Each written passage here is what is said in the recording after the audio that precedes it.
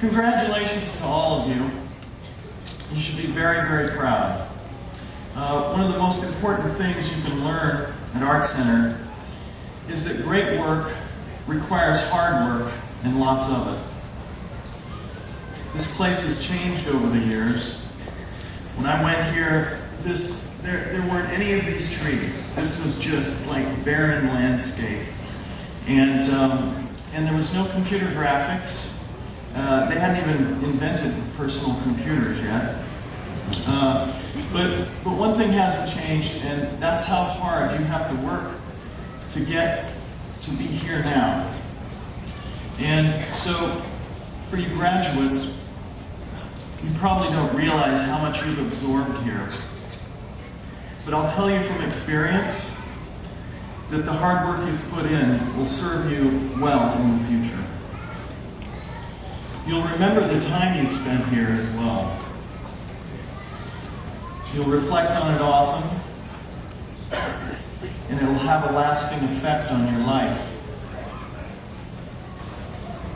As time goes by, you'll remember this period of your life with fondness and nostalgia. Maybe not right away, but pretty soon. So anyway, I wanted to talk about why art and design are so important in what they contribute to the world. Because I think a lot of people, a lot of parents, a lot of people who aren't really familiar with art and design don't know exactly. It's kind of one of those sketchy things, everybody wants their kids to be doctors or something, So, to begin, everywhere we turn, we are bombarded with design. I don't think people realize that on TV, the internet, magazines, movies, and games, the cars we drive and the products we use, all of it is designed by somebody. There's some brilliant design out there, and sadly, there's some really, really bad design too. Now, artists and designers, we know the difference. To us, bad design is offensive. It's loathsome. It's revolting. But at least we recognize it. Most people don't really notice bad design consciously, but unconsciously, it affects their state of mind. They say beauty is in the eye of the beholder, and that art is subjective, which is true to a certain extent. But there is a universal aesthetic that is independent of personal taste or preferences. As artists and designers, it is our responsibility to seek an understanding and a mastery of this aesthetic, and to be able to distinguish it from our own personal preferences. A well-designed thing is a joy to behold. It stimulates a primordial response that is satisfying, regardless of its function. A bad design leaves you frustrated and annoyed. There's no question that design has a powerful effect on people's state of mind, and everyone should know from seeing Spider-Man that with great power comes great responsibility.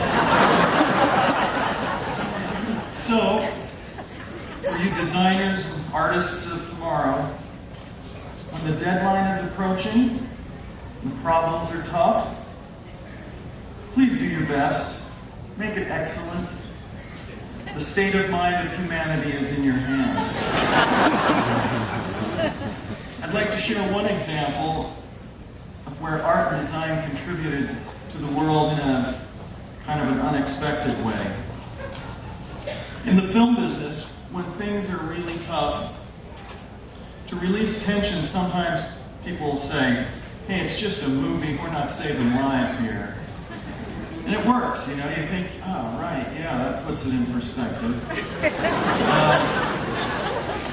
But several years ago, I gave a presentation at a medical conference on computer graphics, because we use a lot of the same technology and tools. I was talking about a technique I'd used to create the tree in the film What Dreams May Come. I created this huge, complicated tree in computer graphics. Also used the same technique to create the inside of the human brain for the film Fight Club. The technique was rule-based systems, and rather than hand modeling all the branches of the tree or all the neurons in the brain, I grew them.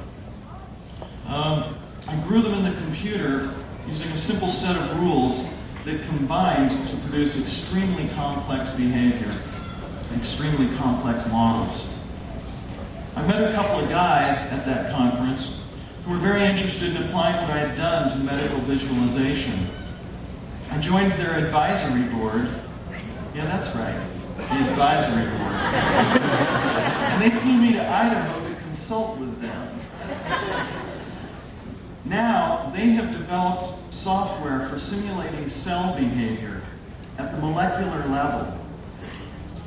They can grow virtual human tissue that is so realistic they can test drugs on it.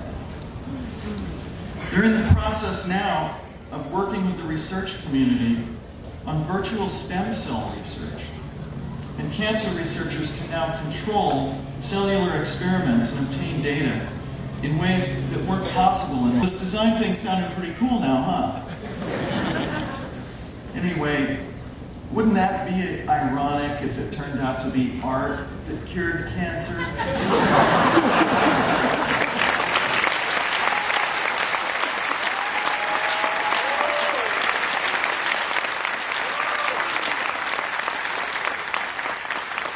So I have five tips. I'm going to give you 5 tips for success as an artist, designer. These tips are, kind of more like safety tips. So tip number 5, nobody wants something bad. No matter what they say, this is exactly what you asked for is not a valid excuse for bad work. It's your job to figure out what they really want and give them the most excellent version of it possible. Number 4, don't lose your cool. No freaking out. Things always work out. Not always the way you want, but they will work out. Tip number 3, take initiative. People hire you because they want you to solve the problems. They don't want to do it. They've hired you to do it. They want to have a say, they want to be involved, but they need you to solve the problems. So take initiative. Find some problems and solve them. Tip number 2, show up. You gotta show up. In life, showing up is 80% of your final grade.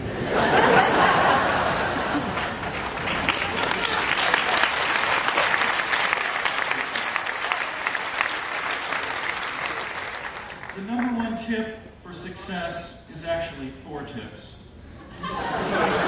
Be yourself, do your best, relax, and be nice.